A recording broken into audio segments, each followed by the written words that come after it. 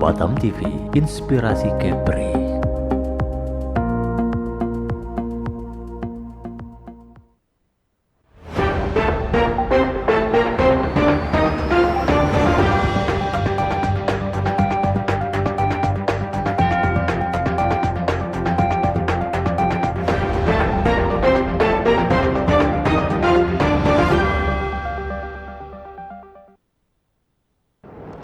Salah satu kekuatan ekonomi sekaligus penyerap tenaga kerja di Indonesia adalah eksisnya pelaku usaha mikro kecil dan menengah atau UMKM. Khusus untuk di Kepulauan Riau, data makro jumlah UMKM yang rilis oleh BPS tercatat 146.638 UMKM. Namun, dalam beberapa kesempatan Gubernur Kepri menyebut jumlah pelaku UMKM telah melebihi angka 150.000 lebih. Dengan jumlah tersebut, penting kiranya semua pihak mendorong perkembangan pelaku UMKM agar mampu bersaing dengan pelaku UMKM lain di Indonesia dan negara tetangga. Salah satu yang sangat memungkinkan untuk dilakukan adalah menggiatkan pelaku UMKM menggunakan kemajuan teknologi informasi untuk memperkenalkan, memasarkan, dan melakukan transaksi dengan customer di luar sana. Dengan mengangkat tema digital marketing, terobosan menuju maju pelaku UMKM Kepri, inilah catatan redaksi.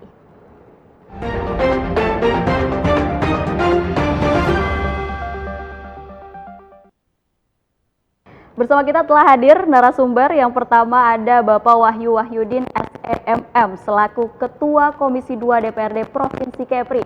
Selamat siang Pak Wahyu. Selamat siang, Assalamualaikum warahmatullahi wabarakatuh. Apa kabar Mbak Putri? Alhamdulillah baik. Lama nggak jumpa ini. Pak Wahyu gimana kabarnya? Alhamdulillah baik. Ini Alhamdulillah. sedang sibuk sebentar lagi kampanye kan juga. Tentu harus menjaga stamina untuk terus iya, semangat. Oke. Dan yang kedua ada Ibu Devina Rahmawati SEMM selaku CEO Bintang Marshavidi Utama. Selamat siang Bu Devina. Selamat siang Mbak Putri, semoga sukses terus ya Batam TV. Amin. Gimana kabarnya Bu siang hari ini? Alhamdulillah, agak sebenarnya sih sedikit kurang enak badan, cuman karena pentingnya acara ini saya tiap hadir adalah Luar Pak Wahyu biasa. kan. Iya betul. Terima kasih Bu Devina. Iya. Dan juga dan yang terakhir itu ada Mbak Seti Hana Pratiwi SH selaku founder Hairuna Group. Selamat siang Mbak Hana. Saya panggilnya Mbak Hana berarti ya?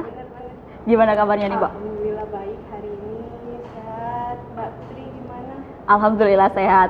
Oke, ya kita tentu tadi sudah saya sampaikan terkait tema yang akan kita bahas yaitu terkait digital marketing, terobosan maju pelaku UMKM Kepri. Mungkin saya ingin mengawali diskusi kita pada hari ini ke Pak Wahyu. Ya. Sebagai mitra Dinas Koperasi dan UKM Provinsi Kepri, Komisi 2 melihat kondisi UMKM di Kepri ini seperti apa Pak? Ya, kondisi UMKM yang saat ini sudah berjumlah 150.000 lebih ya, menurut data UMKM yang juga BPS tentunya. Dan ini paling banyak sekarang ini di Batam masih ya. Kemudian daerah-daerah lain masih kurang begitu banyak, tetapi terus kami mendorong agar Dinas Koperasi dan UMKM ini terus mendorong para pelaku UMKM yang ada di luar Batam tentunya. Tetapi memang ekonomi di Batam lebih maju, dan ini satu peluang bagi UMKM yang memang harus eksis dan harus maju ke depannya, bagaimana bisa ekonomi di Kepri ini bisa lebih baik lagi ke depannya. Dan sekarang kondisi UMKM, alhamdulillah kalau di Batam secara general ini sudah lebih baik ya, karena juga ekonomi juga mulai membaik, tetapi di luar Batam ini masih tanda kutip ini. Ini juga PR dari kami ya, dari DPRD untuk mendorong para pelaku UMKM dan juga dinas bagaimana selalu ada perbaikan-perbaikan ke depannya gitu. Oke, tapi yang terlihat sendiri dari Pak Wahyu ketika bertemu dengan UMKM yang ada di Kepri sendiri, apakah para pelaku UMKM ini sudah melek teknologi? Ini kan era digital, tentunya kita harus ikut bermigrasi gitu, termasuk UMKM itu sendiri. Kalau untuk di Batam mungkin sebagian besar sudah mulai melek teknologi ya, kemudian juga di ibu kota di Tanjung Pinang juga hampir sebagian besar juga sama. Tetapi di luar itu ini yang memprihatinkan nih, memang terkait dengan melek teknologi ini juga para pelaku UMKM memang harus dibekalin ilmu juga kan gitu. Karena setiap hari pegang gadget ya, pegang HP, tetapi belum tentu bisa menjual produknya sendiri. Perlu konten-konten khusus ya, perlu tentunya skill khusus. Nah, ini juga memang yang dibutuhkan oleh para pelaku UMKM. Dan tentunya ini harus peran pemerintah juga mengajak atau memberikan masukan-masukan, melatih mereka untuk bagaimana supaya bisa melek teknologi tersebut. Oke, tadi Pak Wahyu juga sering menyebutkan bahwa Batam yang sebaran UMKM yang banyak gitu Lebih ya. banyak Berdasarkan lagi, data ya. pun 50% ada di Batam UMKM. Iya, betul. Dan Pak Wahyu mengatakan bahwa mengkhawatirkan terkait teknologi ini sendiri. Iya.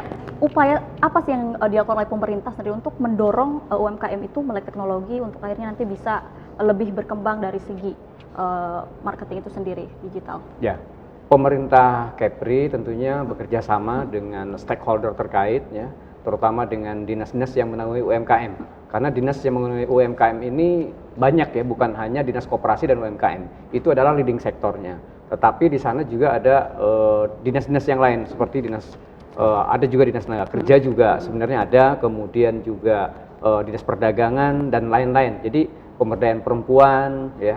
Jadi memang banyak yang menaungi itu dan kami mendorong agar setiap OPD ini bisa melakukan pelatihan digital marketing juga, ya, bisa membina para pelaku UMKM. Nah, itu. Kemudian kami dari DPRD ini siap menganggarkan itu karena memang ekonomi ini bisa hidup dengan UMKM. Ini sudah terbukti ketika pandemi Covid, ya. Jadi yang bertahan ini justru para pelaku UMKM. Nah, itu. Kemudian juga ada selain itu di luar dinas-dinas tentunya ada peran dari Bank Indonesia. Kemudian para pelaku-pelaku UMKM sendiri yang punya memang mereka komunitas. Nah, termasuk juga dari Kadin juga memang ada sektor itu gitu loh. Ada yang membina pelaku UMKM juga. Jadi banyak sekali yang bisa membantu dan ini adalah peluang bagi para UMKM untuk bagaimana supaya usaha mereka ini bisa maju gitu. Artinya sejauh ini dorongan untuk melakukan sosialisasi oleh OPD itu sendiri seperti tadi yang disampaikan dinas UMKM, dinas ketenagakerjaan dan lain sebagainya itu sudah dilakukan ya Pak untuk bisa ini. Hanya tinggal memaksimalkan saja ke depan karena memang kemampuan keuangan juga. Jadi kami juga berbicara kemampuan keuangan di Provinsi Kepri tentunya, Pak. Ya. Bu Devina, mungkin melihat sebagai CEO dari BMU ya Bu ya, salah satu LPK ya Bu ya, itu sendiri melihat penggunaan digital marketing ini seberapa rumit sih sebenarnya Bu? Sebenarnya kalau untuk yang di Batam itu ini sudah sarana prasarana sudah bagus. Cuman seperti yang dikatakan tadi Bapak benar harus ada pelatihan karena kan sosialisasi untuk dari konvensional ya tadinya ke digital marketing kan belum tentu ada yang bisa kan ada yang mudah harus disosialisasikan. Tadi saya turut bersyukur karena dari komisi di Bapak Dewan siap akan menganggarkan itu. Jadi applause lah untuk Bapak, semoga di 2025 ya Pak ya, nanti atau 2025 karena 2024 sudah ketok palu ya Pak ya. 2025 nanti ada untuk LPK yang kita pelatihan digital marketing yang dengan berarti kami nanti sertifikasinya mungkin BNSP juga kayak gitu. Karena kayaknya belum pernah dari saya berdiri ini untuk digital marketing untuk yang sertifikasinya belum. Tapi untuk pemberian pelatihan dan sebagainya dari BMU sendiri untuk digital marketing kepada UMKM seperti apa? Kami berlangsung seperti itu karena kalau ujian ujian kan sekarang yang dulunya langsung sekarang kan sudah pakai digital. Jadi mereka harus diajarkan. Jadi sebelum ujian kita sosialisasi dulu kayak gitu untuk itu saja. Tadi Ibu sampaikan bahwa di Batam untuk fasilitas sangat memadai gitu ya untuk digital marketing. Tapi untuk di daerah lain yang Ibu lihat sendiri seperti apa untuk fasilitasnya dalam menunjang? Saya lihat ke pulau karena kan kami juga dapat yang di Karimun juga ya. Untuk di Karimunnya mungkin agak lebih mending. Tapi untuk yang di pulau-pulau kecilnya itu sepertinya belum. Jadi mungkin ada PR untuk Bapak tadi nanti sampai ke yang kecil-kecil di pulau-pulau itu kan. Di Karimun itu ada pulau yang pulau-pulau kecil itu yang waktu kemarin itu peserta itu agak susah mereka. Jadi begitu nggak lulusnya itu gara-garanya belum bisa itu gitu. Artinya menjangkau ke yang paling terdalam dari daerah-daerah yang ada di Kepri itu sendiri ya Bu. Betul. Tapi keunggulan dari penggunaan digital marketing seperti apa Bu Devina? Sebenarnya saya tadinya itu ngapain sih itu saya suka konvensional kan, tetapi mau tidak mau ternyata suka tidak suka harus ikut seperti itu di digital marketing karena memang sudah zamannya ya, sudah itu kami harus selain efisien sudah itu lebih murah juga, karena kalau tatap muka kan kita harus banyak biaya, tapi kalau semuanya dengan digital marketing itu lebih murah dan efisien dan lebih banyak menjangkau. Jadi kayak kami kemarin dapat proyeknya kayak di Palembang sampai ke Jambi sampai ke seluruh Indonesia gitu. Jadi emang lebih bagus sih sebenarnya digital marketing. Walaupun tadinya awalnya tidak suka. Artinya mau tidak mau harus Iya, betul. UMKM Iya. gitu, oke. Tapi kami sudah ada IT tersendiri, untuk yang ngurusin itu di BMU, kayak BMU kan kepanjangan kan Bintang Marsha Video Utama. Jadi kami pakai BMU yang orang udah ingat, oh BMU gitu. Oke. Ya. Tapi pemanfaatan digital marketing secara optimal oleh UMKM untuk bisa meningkatkan penjualan itu seperti apa sih, Bu? Mungkin bisa disampaikan. Tadi sebenarnya sih kalau di UMKM kita tuh sudah bagus. Saya sudah beberapa kali udah ekspor ke Malaysia, ke Singapura sudah banyak. Cuman mungkin harus dibenahi nanti untuk pelatihan seperti kayak packagingnya, mutunya. Nah itu mungkin ya tetap harus ada pelatihan. Pelatihan itu tetap harus ada pelatihan. Memang yang tadi tapi dia bersyukur udah dipikirkan, nanti pokoknya saya tunggu saja tanggal 2025 ya. Oke. Ya Pak. Artinya semua aspek dari produksi pelaku UMKM itu sendiri juga harus upgrade selain dari digital marketing yang ia gunakan untuk memasarkan produknya sendiri. Betul, iya. Oke. Tapi di Kepri ini kan tadi disampaikan bahwa ada beberapa daerah yang belum bisa melek teknologi yang memang karena lokasi dan sebagainya. Apakah daerah tersebut juga menjadi pengecualian dalam pengenalan teknologi? Oh, sebenarnya tetap harus ya. Makanya nanti mungkin PR untuk Pak Wahyudin dan PR dari Dewan ya, bagaimana ya untuk menjangkau yang di kawasan yang sampai yang jauh, pulau-pulau kecil itu, karena mereka ada hasil yang bagus, hasil di UMKM itu hasilnya bagus, cuman dia tidak tahu gimana cara marketingnya. Jadi dia harus ke pulau. Mungkin kalau dengan dia ke pulau ke Batam atau ke Kalimantan atau ke yang lain, biaya lebih mahal. Kalau mungkin udah dengan marketing tadi digital marketing diajarin itu, mereka mungkin lebih efisien juga. Atau mungkin di seperti fasilitasnya mungkin belum ada di di daerah sana di pulau gitu. Nanti mungkin dari itu tugas Bapak yang memikirkan. Pak Wahyu, bagaimana? Apakah daerah-daerah yang kita tahu sendiri bahwa di Kepri ada daerah yang blank spot, tidak sama sekali mengakses teknologi gitu, internet gitu ya? Apakah itu juga menjadi pengecualian untuk pengenalan teknologi oleh pemerintah sendiri? Iya, benar sekali Mbak ya. Jadi terima kasih Mbak Vina ya, Bu Vina. Jadi memang untuk wilayah-wilayah terpencil agak jauh baru selesai itu tahun ini untuk pemasangan seluruh jaringan. Jadi ada BTS, kemudian ada jaringan satelit. Jadi Kepri ini alhamdulillah hampir semua selesai lah. Hanya saja ketika mereka punya alat, ya punya sinyal dan sebagainya, tetapi cara penggunaannya yang nggak bisa. Nah ini juga satu dilematis juga. Nah untuk itu kami mendorong dinas-dinas terkait, kemudian meminta bantuan juga ke stakeholder yang terkait juga ya, bukan hanya dari dinas, dari teman-teman para pelaku UMKM-nya sendiri, kemudian dari unsur masyarakat dan lain sebagainya. Ini memberikan masukan kepada kami, daerah mana sih yang UMKM-nya yang terpencil ini yang paling banyak, kemudian bisa kami arahkan dinas terkait untuk bisa istilahnya menaungi atau mereka mengajarkan kepada mereka yang terpencil ini ya, teman-teman UMKM yang di pelosok-pelosok ini untuk dididik dan dilatih supaya memang bisa mereka melakukan marketing digital. Nah, ini juga salah satu masukan yang baik nih dari Bu Vina ya. Mudah-mudahan nih banyak sekali respon dari masyarakat yang melaporkan kepada dinas terkait, terutama ke kami di DPRD, ya kami akan bergerak secepat mungkin. Oke, pemirsa Batam TV, kita nanti akan membahas kembali lebih dalam terkait tantangan dan juga resiko penggunaan digital marketing di Kepri. Jadi jangan kemana-mana, tetap di catatan redaksi.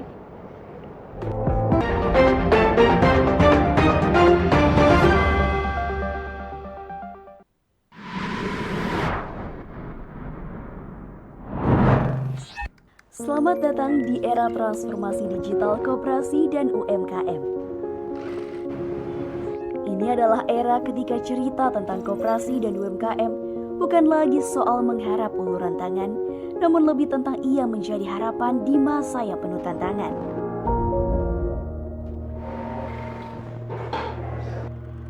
Sedari dulu, sedikit yang menyadari bahwa mereka yang dianggap pelaku ekonomi pinggiran, mereka yang menggerakkan koperasi dan UMKM, sejatinya merupakan pilar utama ekonomi bangsa ini.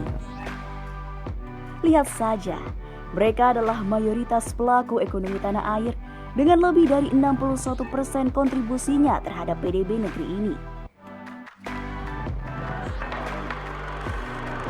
Tangan-tangan dan langkah mereka kini menjadi harapan kebangkitan, meskipun 3 tantangan disrupsi menghadang seketika. Pandemi yang telah mengubah cara hidup, struktur demografi yang beralih, hingga gelombang perubahan teknologi digital era kedua yang kecepatannya tak terbayangkan sebelumnya. Maka, inilah era ketika transformasi digital bagi koperasi dan UMKM menjadi keniscayaan.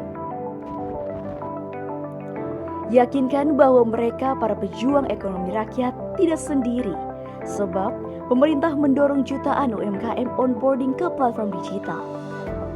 Sementara, koperasi modern berbasis digital terus ditumbuhkan, kembangkan. Orkestra telah dimainkan dengan harmonis sebagaimana Kementerian Koperasi dan UKM mengupayakan penerapan proses bisnis berhilir atau end-to-end digital transformation. Dengan semangat sinergi dan kolaborasi seluruh stakeholder, marilah kita sambut kebangkitan koperasi dan UMKM dalam menciptakan new economic value menuju Indonesia maju, mandiri, dan berdaulat. Ini era kita, ini era koperasi dan UMKM. Berubah digital.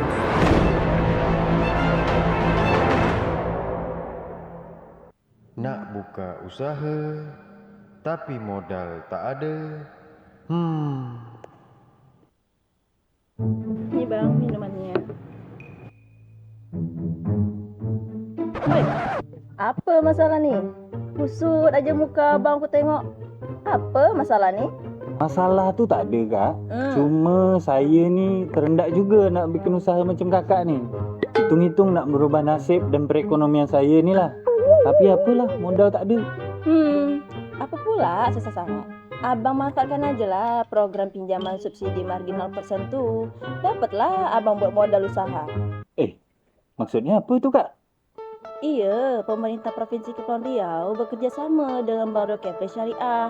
Abang tinggal bayar pokoknya aja selama 2 tahun. Nah, bunganya pemerintah lah yang nanggung. Masya Allah, betul tak kakak ni? Abang tak percaya. Nih, dengar baik-baik pidato Pak Gubernur kita, bang. Kita juga akan meneruskan bantuan modal UMKM 20 juta rupiah melalui Bank Riau Kepri Syariah. Tahun ini kita sediakan 1.000 untuk 1.000 UMKM. Silakan manfaatkan itu. Kita akan evaluasi, kalau terlalu kecil tahun depan kita naikkan jadi 40 juta rupiah per pinjaman. Tapi bunganya tetap ditanggung oleh pemerintah daerah. Jadi Bapak Ibu bayar pokoknya aja.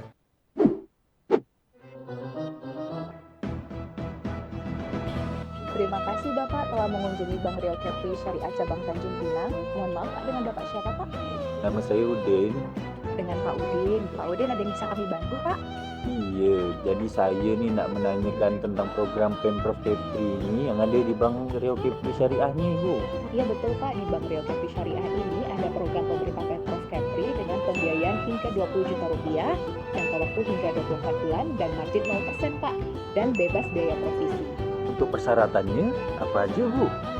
Baik Pak, syarat dan ketentuannya: fotokopi KTP suami istri, fotokopi kartu keluarga, fotokopi surat nikah, legalitas usaha berupa surat keterangan usaha dari kelurahan atau NIB, fotokopi agunan berupa SHM, Alasa atau BPKB, kemudian pas foto, rekening koran tabungan 3 bulan terakhir, dan tidak sedang menikmati fasilitas kredit usaha di bank lain dan tidak termasuk daftar hitam BI, dan syarat diperlukan oleh bank. Dengan pinjaman margin 0% tanpa bunga, akhirnya saya dapat membuka usaha ini.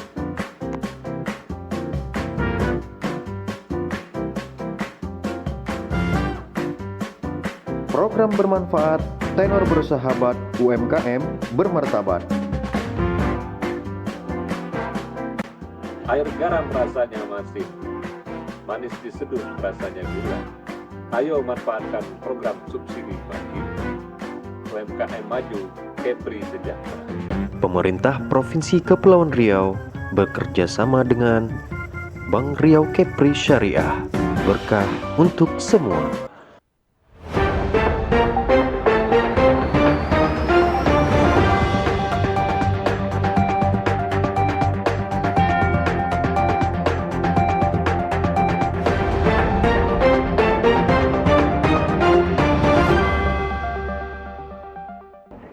Terima kasih pemirsa, Anda masih di catatan redaksi.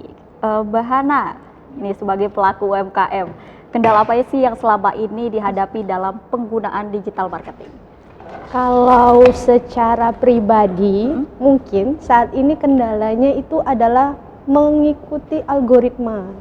Karena beberapa kan media sosial Instagram, TikTok, Facebook dan teman-teman mereka selalu berganti-ganti tentang algoritma. Jadi saat kita udah ketemu strateginya, telat aja, oh itu harus kita pelajarin lagi.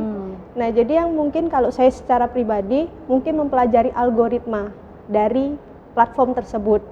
Tapi kalau dari keseluruhan, dari pengertian teman-teman dan lain sebagainya, mungkin perihal karena baru seperti yang Ibu tadi sampaikan bahwa mereka terbiasa dengan yang manual atau confident yang biasa itu, mereka agak aduh enakan yang biasa gitu loh. Mungkin diajak bareng-bareng meleknya aja gitu.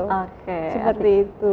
Artinya kalau untuk pribadi sendiri untuk melihat algoritma dari media sosial sendiri yang digunakan ya. Untuk saat ini media sosial yang digunakan untuk penggunaan digital marketing sendiri apa aja? Untuk saat ini Heruna.Fish dan Heruna Space menggunakan Instagram Masian, Mbak. Instagram. Karena sesuai dengan target marketnya ya, Mbak. Seperti itu. Tapi strategi marketing yang dilakukan oleh Mbak Hana sendiri gitu seperti apa? Mungkin karena sekarang targetnya itu lebih banyak yang melihat video, akhirnya ya pembuatan konten ya Mbak, pastinya konten. Lalu saya lebih suka menjelaskan tentang value, jadi kan ada yang sell, ada yang untuk kayak semacam pengenalan produk, branding gitu, seperti itu. Saya mungkin lebih ke branding Mbak, strateginya ke brandingnya. Tapi untuk melakukan riset, tadi kan Mbak Hana sudah melihat bahwa kendala yang dihadapi adalah algoritma. Iya. Selama itu untuk melakukan riset, melihat apa nih kira-kira yang lagi happening atau yang lagi digandrungi di media sosial, itu berapa lama untuk bisa menentukan konten? Itu tidak bisa dipastikan Mbak, karena kan cepet banget ya Mbak ya. Apalagi kadang TikTok sih pacuannya ya. TikTok itu cepet pergerakannya. Jadi ya harus jeli banget untuk kita bisa melihat apa nih yang lagi tren, apa nih yang dibutuhkan. Tapi tetap Mbak, semua produk itu harus sesuai apa yang dibutuhkan, seperti itu. Punya tim IT sendiri atau seperti apa? Kebetulan masih CEO Mbak ya, Chief Operational Everything. Jadi semua masih dikerjain sendiri. Jadi kalau misalnya harus belajar algoritma berulang-ulang, akhirnya banyak yang keteteran, kayak gitu. Jadi ya itu mungkin Pak Wahyu mungkin nanti akan diadain mungkin di dinas atau tim yang tentang basicnya untuk di IT gitu Pak, digital marketing. Jadi pas misalnya kita bisa UMKM bertanya itu lebih fast respon gitu loh Pak, seperti itu. Tapi seberapa berpengaruh penggunaan digital marketing ini dalam keberlangsungan usaha Mbak Hana sendiri yang dirasakan? Sangat berpengaruh ya Mbak ya. Mungkin bisa dibilang 85% bahkan sampai 90% untuk usaha saya ya Mbak. Karena memang dari awal kuliah juga udah biasa dengan digital marketing, jadi memang udah ke situ arahnya. Jadi kalau untuk disuruh mundur mungkin bisa, tapi hanya 5% untuk yang biasa. Seperti itu. Tapi yang Mbak Hana lihat sendiri, persentase lebih banyak orang yang sudah melek teknologi gitu ya, atau yang tadi yang kendala kedua bahwa mereka masih terbiasa dengan konsep konvensional sehingga kayaknya enggak lah ke digital marketing nanti deh gitu. Secara persentase yang Mbak Hana lihat. Persentase ya, mungkin kalau saya pribadi melihatnya 50-50 Mbak, 50-50. Karena saya juga berada di komunitas atau di UMKM yang mayoritas ibu-ibu atau pengguna kuliner gitu. Terus sebagian lagi saya juga berada di komunitas yang sudah melek dengan digital marketing. Jadi 50-50 lah Mbak. 50-50 Iya, ya melihatnya itu. seperti itu. Oke. Tapi ada cost tambahan nggak sih Mbak untuk penggunaan digital marketing? Sangat ada ya Mbak, sangat ada. Karena kita kan harus pakai ads ya, itu yang berbayar dan sebagainya. Mungkin Pak nanti perihal modal itu juga bisa sedikit disinggung ya Pak, karena banyaknya teman-teman UMKM apalagi untuk yang binaan dinas, kemungkinan mereka untuk budgeting itu yang kurang. Dan untuk budgeting packaging mereka kurang, jadi mereka tidak bisa optimal. Misalnya mau digital marketingnya cakep, tapi produknya kemasannya nggak bagus, kayaknya nggak pas gitu loh Mbak. Iya, apalagi diiklankan di sosial media, pembeli melihat apa yang dilihat di sosial media ketika datang, ini kan kecewa juga gitu ya. Oke, tapi Pak Wahyu, ini tadi mungkin sudah disampaikan ada dua kubu gitu ya, yang memang masih konvensional ternyata, dan ada juga yang sudah melek teknologi tapi masih juga mengalami kendala yaitu masih sendiri. Pak Wahyu melihat itu seperti apa? Mungkin untuk yang konvensional dulu lah, untuk agar bisa mereka melek teknologi untuk bisa ayo ikut gitu untuk bermigrasi ke digital. Ya, yang konvensional memang di Batam juga tidak menutup kemungkinan itu masih banyak ya. Dan saya juga beberapa menemui hal itu. Mereka tidak bisa karena keterbatasan juga, keterbatasan wawasan dan pengetahuan, tentu itu yang pertama. Yang kedua, mereka juga agak minder. Tadi yang disampaikan oleh Mbak Hana memang benar, ini mau melek teknologi, produknya mau dibuat digital, tetapi kemasannya tidak memadai. Kemasannya apa adanya, ya, ada apa-apanya itu seperti itu. Sehingga ini mereka merasa wah udah minder, nggak mungkin kami akan dimediakan, disosmedkan kan kemana-mana, kemudian packaging kami seperti ini, lokasi kami seperti ini. Nah ini juga ya, jadi sebelum apa-apa mereka mentalnya sudah jatuh duluan. Itu kenapa mereka sekarang ini masih bertahan di konvensional. Nah kemudian yang sudah digital nih, yang algoritmanya memang sekarang lebih banyak kepada Instagram, FB ya, kemudian TikTok, ini cukup lumayan baik di pasaran. Kemudian juga banyak juga yang berbayar seperti ke Lazada dan sebagainya. Mereka juga membuka peluang itu kan seperti itu. Tapi ini masih sedikit nih. Kenapa masih sedikit? Yang tadi karena yang sudah melek teknologi, mulai ke digital, mereka harus ada kos tambahan. Nah ini mungkin mereka juga terkadang, Pak minta tolong dong dibantu UMKM ini terkait dengan permodalannya. Ya kami siapkan ya. Pemerintah Provinsi Kepri sudah menyiapkan juga terkait dengan permodalan, hanya saja ini kan masih terbatas. Untuk tahun ini 20 juta itu tanpa bunga. Mungkin Kepala Daerah, Pak Gubernur, Pak Ansar sudah menyampaikan ini. Kemudian tahun depan sudah didorong kembali dan kami menyetujui bahwa tahun depan ini bertambah rate-nya jadi 40 juta. Itu tanpa bunga, itu adanya di BRK Syariah. Ini juga teman-teman UMKM seperti Mbak Hana, silakan bisa datang ke BRK Syariah, syarat dan ketentuannya ada di sana. Ini juga bisa diakses siapapun itu, kan itu. Kami hanya merekomendasi, kemudian menyiapkan. Nah ini plafonnya. Nanti terkait dengan di ACC atau tidaknya itu pihak bank langsung. Dan ini peluang bagi mereka yang ingin melek ke digital tetapi modalnya kurang untuk packaging dan sebagainya. Karena ada pelatihan pun terkadang kami latih mereka untuk membuat packaging yang bagus segala macam. Ternyata mereka terkendala di modal. Ini kan packaging butuh modal nih supaya packaging ini baik, benar, kemudian juga volumenya supaya lebih murah kan harus banyak gitu. Nah itu juga Mbak, salah satu mungkin kendala dari teman-teman UMKM. Tapi Pak Wahyu, ini salah satu benefit penggunaan digital marketing ini adalah menjangkau pembeli seluas-luasnya, hingga mungkin keluar daerah pembelinya ataupun mungkin ke luar negeri dan lain sebagainya. Namun ada satu kendala yang dihadapi salah satunya di Batam yang merupakan daerah free trade zone gitu ya, yang tidak yang artinya UMKM, iya betul. Artinya di situ UMKM ketika ada yang beli dari luar daerah, mereka akan terkendala dengan pajak gitu, pengirimannya itu sendiri. Seperti apa, Pak?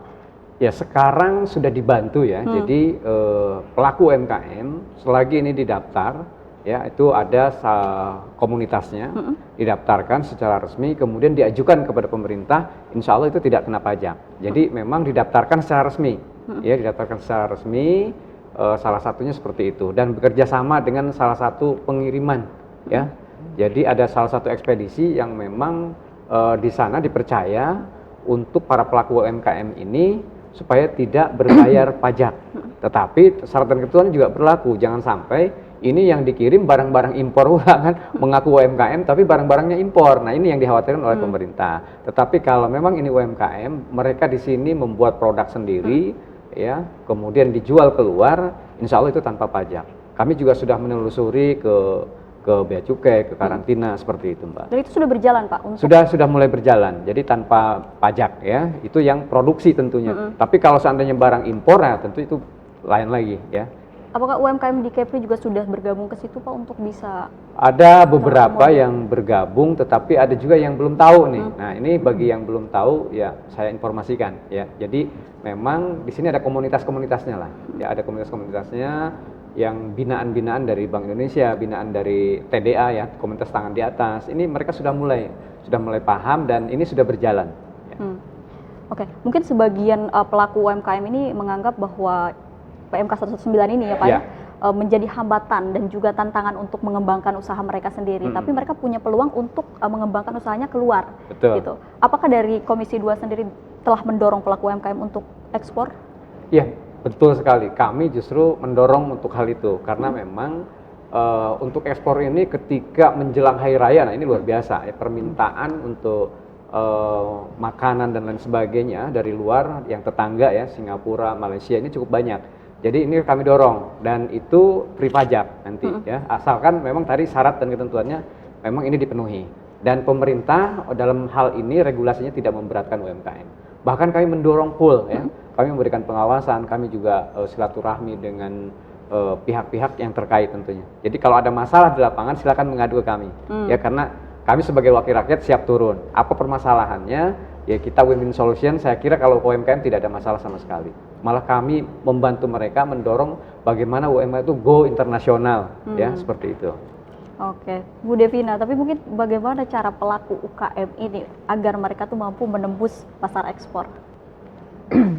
Makasih Mbak. Jadi seperti yang tadi Mbak Hana dan Bapak jelaskan juga, selain kami sudah dikasih pelatihan, seharusnya juga dari UMKM itu kualitasnya diperbaiki, sudah itu karena kalau ekspor itu ada kriteria yang harus dipenuhi kan. Sudah itu packagingnya semuanya terlepas dari situ. Kebetulan juga saya sedang ada kerjasama, dan saya di Kadin juga ya untuk UMKM, kerjasama dengan Kadin Tiongkok untuk yang seperti kayak baju atau kalau makanan belum ya, karena mungkin rasa makanan kita belum pas sesuai dengan Tiongkok. Jadi sementara itu baru seperti kayak baju atau handicraft ya itu semuanya itu. Jadi nanti boleh yang dari UMKM itu dikirim ke Tiongkok, apa yang perlu mungkin bordirnya atau manik-maniknya yang bisa kerjasama dengan Tiongkok gitu. Jadi kami sudah ada kerjasama dengan Kadin Tiongkok. Jadi nanti kalau dari mungkin pemerintah ada memfasilitasi kesananya boleh, nanti kami sudah kerjasama itu. Itu aja biar nanti UMKM-nya itu kita udah go itu ya ke ekspor ya langsung ya gitu. Ya artinya perbaikan dari semua aspek gitu ya Bu ya, yang harus dipersiapkan. Tapi dari Bahana sendiri, mungkin apakah sudah ada niatan ekspor kah atau seperti apa? Kalau untuk ekspor sendiri sudah ada niatan dan sudah beberapa persyaratan yang sedang dikejar. Tapi mungkin kalau pribadi saya mau coba untuk ekspornya ke nasional dulu. Oh, di nasional. Nasional dulu. Karena kebetulan produk saya kayaknya pingin nyoba untuk nasional dulu. Ada kendala mungkin karena saya kan ada main di olahan ikan air tawar. Bukan agak nggak pede ya, maksudnya takutnya kalau keluar ada kendala. secara rasa atau bagaimana. Jadi mau buat biar pede mungkin saya ke nasional dulu, ekspornya ke nasional dulu. Oh gitu. Mungkin ke daerah Jawa atau mana seperti itu. Artinya dari penggunaan digital marketing ini sudah bisa menjangkau para pembeli atau buyer yang ada di luar Batam, Pak? Kalau saya fokusin banget mungkin bisa, Mbak. Tapi karena ya itu tadi semua dikerjain sendiri, akhirnya ada yang kayak rasa semampunya saya seperti itu. Itu aja kurangnya mungkin, Mbak. Tidak maksimal di situnya aja sih, Mbak. Oke, bagaimana Pak Wahyu? Ternyata masih kurang pede untuk go ekspor. Nah, ini salah satu kendala ya bagi kami. Padahal Provinsi Kepri ini sudah mempunyai beberapa tools ya untuk makanan. Jadi Kepri sudah punya alat cold storage ya. Jadi cold storage sudah dimiliki oleh pemerintah Provinsi Kepri melalui Dinas Perdagangan Provinsi Kepri yang sekarang di Batam itu dititipkan di salah satu gudang di Tunas Industri. Nah, ini bagi para pelaku UMKM yang memang mereka jual makanan, baik itu dalam kemasan packaging plastik maupun ada kalengan, itu silakan itu bisa dititipkan di sana, kemudian sambil mencari pasar. Atau kalau sudah ada pasarnya karena memang harus minimum quantity ketika MOQ-nya mungkin tidak mencapai target, dikumpulkan di salah satu tempat tersebut ya, karena itu cold storage miliknya provinsi dan itu free ya, baru setelah terkumpul bisa sama-sama dipasarkan. Karena sekarang ini memang sudah ada yang ke Turki, kemudian yang kalau ke tetangga, ke negeri tetangga sudah pasti ya, tetapi yang ke Eropa itu sudah mulai. Nah, inilah kami dorong terus nih bagaimana para pelaku UMKM ini bisa berjaya. Itu. Jangan produk orang masuk ke kita nggak pernah masuk ke orang gitu. Jadi memang saling, dan saya yakin di Kepri ini sudah go internasional karena memang produknya khas, ciri khas Kepri yang notabene 96% laut ini sudah mulai dirasakan di seluruh dunia. Oke. Mungkin Mbak Hana masih step by step karena tadi disampaikan lagi branding nih, lagi nge-branding dulu produknya. Mungkin lewat digital marketing nanti mungkin terlihat oleh orang-orang di luar negeri sana, oh ternyata ada produk ini di Kepri gitu ya. Ya yang penting pede dulu. Pede dulu bahwa jangan sampai produk kita ini takut nggak diterima oleh luar. Justru orang luar melihat produk kita ini aneh, pengen mencoba, dan ketika ketagihan, nah inilah peluangnya bagi kita. Yang masalah adalah kontinuitas. Nah, ketika produk kita diterima oleh mereka, kemudian kita tidak bisa continue, ini yang bermasalah. Mereka tidak mau itu. Tapi tetap harus dirubah di manajemen. Nah, itu. Jadi hal-halnya banyak yang harus dirubah, yang harus memang di manage ya. Nah, seperti itu. Nah, inilah PR-nya Mbak Vina nanti ya. Masa di manajemen ini yang ngurusin ini gitu. Digital marketingnya udah kuat kayaknya kalau Mbak Hana kan, udah bisa buat konten dan sebagainya. Oke, pemirsa, jangan kemana-mana, kita masih ada satu segmen lagi untuk membahas lebih dalam terkait digital marketing. Jadi jangan kemana-mana, tetap di catatan redaksi.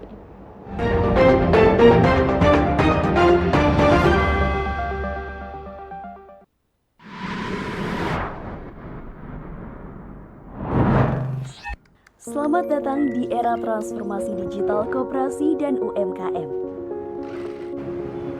Ini adalah era ketika cerita tentang koperasi dan UMKM bukan lagi soal mengharap uluran tangan, namun lebih tentang ia menjadi harapan di masa yang penuh tantangan.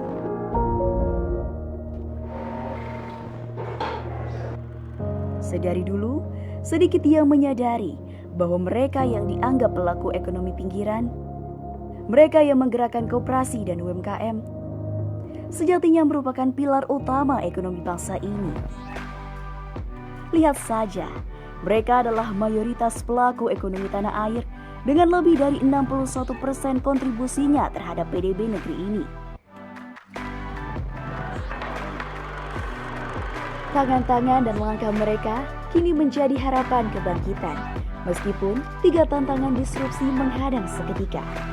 Pandemi yang telah mengubah cara hidup, struktur demografi yang beralih, hingga gelombang perubahan teknologi digital era kedua yang kecepatannya tak terbayangkan sebelumnya. Maka, inilah era ketika transformasi digital bagi koperasi dan UMKM menjadi keniscayaan. Yakinkan bahwa mereka para pejuang ekonomi rakyat tidak sendiri, sebab pemerintah mendorong jutaan UMKM onboarding ke platform digital. Sementara, koperasi modern berbasis digital terus ditumbuhkan kembangkan. Orkestra telah dimainkan dengan harmonis sebagaimana Kementerian Koperasi dan UKM mengupayakan penerapan proses bisnis dari hulu ke hilir atau end-to-end digital transformation. Dengan semangat sinergi dan kolaborasi seluruh stakeholder, marilah kita sambut kebangkitan koperasi dan UMKM dalam menciptakan new economic value menuju Indonesia maju, mandiri, dan berdaulat. Ini era kita, ini era koperasi dan UMKM. Berubah digital.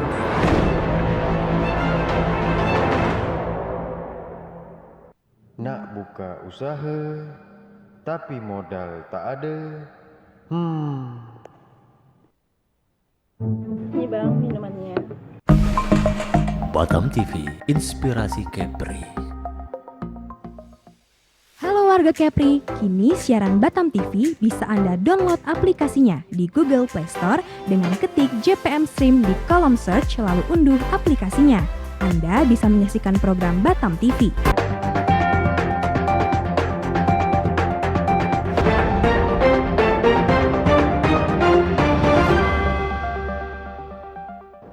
Terima kasih pemirsa, Anda masih di catatan redaksi.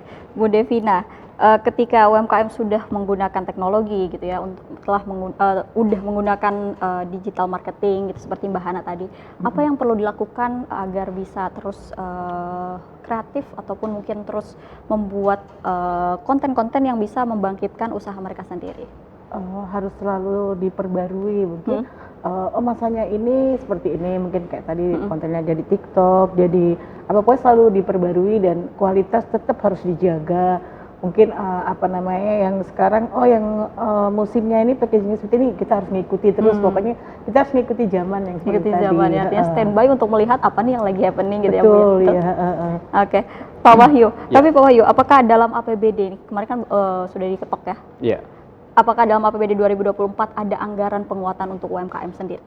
Oh iya, ada ya. Jadi di 2024 kemarin ada beberapa OPD yang menganggarkan itu dan kami setuju itu. Karena memang wajib ya hukumnya bagi UMKM ini dibina. Jangan dibinasakan tentunya. Kasihan sekali kan gitu. Karena memang dengan adanya UMKM tentunya yang saat ini ya saya cukup prihatin juga ya. Bahwa pengangguran di Kepri ini 3 besar seluruh Indonesia. Dan salah satunya nanti untuk mengurangi itu kan dari pelaku UMKM. Ketika UMKM kita maju tentunya akan menyerap tenaga kerja di sekitarnya, paling tidak di lingkungannya. Makanya kami akan dorong itu bagaimana supaya UMKM ini bisa lebih maju dari saat ini. Berarti sudah disiapkan ya Pak? Sudah disiapkan. Ya. Oke. Pak, kembali lagi ke digital marketing nih. Tapi feedback dari digital marketing ini adalah masuknya produk-produk luar ke kita nih Pak. Ya. Ya kan? Artinya beredar juga produk-produk luar negeri yang ada di Indonesia, terus nantinya akan mengancam eksistensi pelaku UMKM kita sendiri. Betul. Gitu. Apa yang harus dilakukan oleh pemerintah menurut Pak Wahyu untuk kasus ini? Ya ini kan persaingan ya, persaingan produk memang banjir juga di Kepri ini produk-produk dari luar. Tentunya ini kami meminta kepada pemerintah tentunya sama-sama untuk mengawasi hal ini. Jangan semua produk ini masuk ke Kepri, tetapi tidak diawasin. Ya karena memang ada juga produk yang itu tidak halal dan sebagainya. Nah ini pengawasan ini yang harus diperketat, itu yang pertama. Yang kedua adalah ini pembinaan terhadap pelaku UMKM. Jadi minat masyarakat, melek teknologi, apa sih sekarang yang lagi booming yang sedang digandrungi oleh masyarakat ya. Makanan apa kalau di segi makanan ya, kemudian craft apa, mungkin pakai fashion apa dan sebagainya. Apa sih yang diminati oleh masyarakat di Provinsi Kepri. Nah, ini pelaku UMKM harus bisa bersaing dengan yang dari luar tentunya ya, produk-produk dari luar. Dan kami akan mengajak kepada masyarakat ngapain beli produk dari luar kalau dari kita cukup baik dan harganya pun lebih kompetitif gitu. Seperti itu. Jadi memang kami akan dorong itu dan kami bantu untuk sosialisasikan. Oke.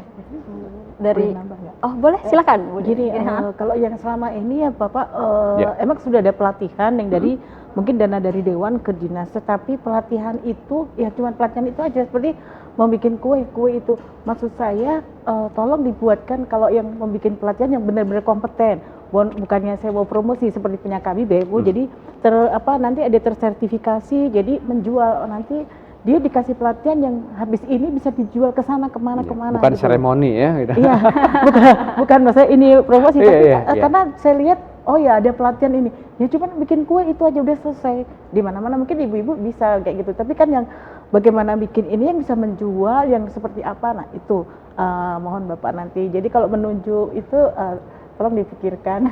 Ya, memang sudah ke arah sana Bu ya. Jadi untuk bagaimana supaya ini membendung produk-produk dari luar, tentu UMKM kita latih, dididik supaya memang bisa mirip atau menyamai bahkan melebihi produk dari luar.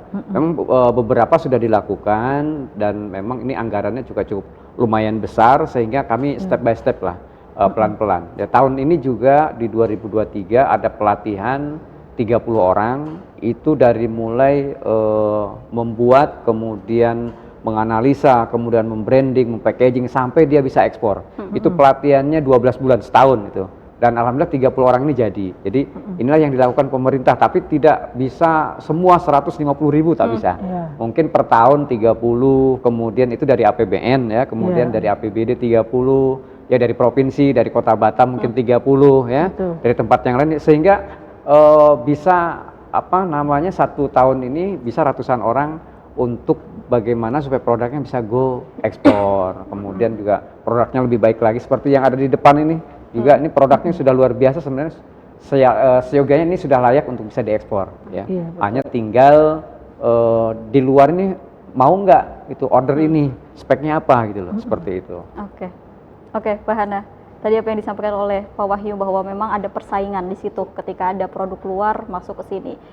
Bagaimana Mbak Hana bisa yakin produk Mbak Hana ini gitu ya mampu bersaing dengan produk luar yang masuk ke kita? Mungkin kita tetap seperti ini. Rasa ya, produk Indonesia kalau saat ini saya membawanya adalah produk yang rempah ya, termasuk rempah. Kekhasan Indonesia itu ada di rempahnya. Jadi saya merasa pede karena saya membawa produk khas Indonesia. Saat saya mau bawa keluar pun ini produk asli Indonesia. Karena rempahnya Indonesia juga terkenal seperti itu. Itu salah satu yang menjadi value saya seperti itu. Dan nantinya yakin ya bisa bersaing. Bisa. Oke, karena kita sudah berada di penghujung acara, mungkin saya ingin memberikan waktunya 1 menit untuk closing statement. Mungkin dimulai dari Ibu Devina. Silakan Ibu Devina 1 menit closing statement. Semoga UMKM dan dari Dewan tidak hanya cuman dana untuk bagaimana, tetapi di pelatihannya yang memang lebih dari bagaimana dari awal sampai akhir serta marketingnya itu kemana ini mau diberikan itu. Dan semoga tambah maju, sukses untuk UMKM di Kepri. Oke, terima kasih Bu Devina. Mbak Hana, silakan. Kalau dari saya setelah mendapat informasi dari Ibu dan Bapak, saya ingin bilang ke teman-teman semua, ayo semangat. Ternyata dari pemerintah itu banyak banget yang kita bisa manfaatin, tinggal kitanya semangat untuk terus mengembangkan dan tentunya menjaga kualitas. Jangan sampai udah naik terus bisa dikurangin. Nah itu yang akhirnya bikin produk kita tuh kalah sendiri akhirnya, seperti itu dari saya. Oke, terima kasih Mbak Hana. Penutup nih dari pemerintah, dari Pak Wahyu, silahkan. Iya, baik. Jangan salah pilih. Bagi para pelaku UMKM di Provinsi Kepulauan Riau dan pelatihannya Pak. Ini memang pemerintah Provinsi Kepulauan Riau ini membuka peluang selebar-lebarnya bisa mengakses ya kegiatan-kegiatan pemerintah Provinsi Kepulauan Riau, bisa mengakses permodalan, bisa mengakses bagaimana untuk pelatihan-pelatihan itu banyak ya. Jadi setiap tahun pemerintah itu menyiapkan hal itu. Tinggal bagaimana para pelaku UMKM ini mau atau tidak. Doakan kami ya agar selalu bisa istiqomah, selalu tentunya menaungi para UMKM yang ada di Provinsi Kepulauan Riau ini.